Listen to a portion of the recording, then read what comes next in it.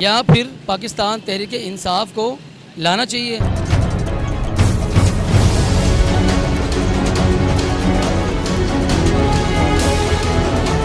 ہاتھ جوڑ کے منتی کرتے ہیں سب حکمرانوں کو کہ کرسی کی خاطر پاکستان کا بیڑا غرق نہ کرے.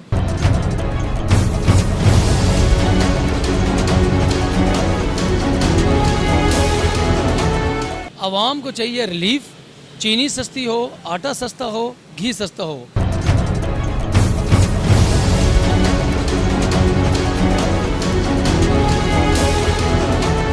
رات 12 بجے فی لیٹر 30 روپے جو پیٹرول مہنگا ہوا، جو غریب طبقے کے لوگوں کے اوپر جو بم گرایا گیا.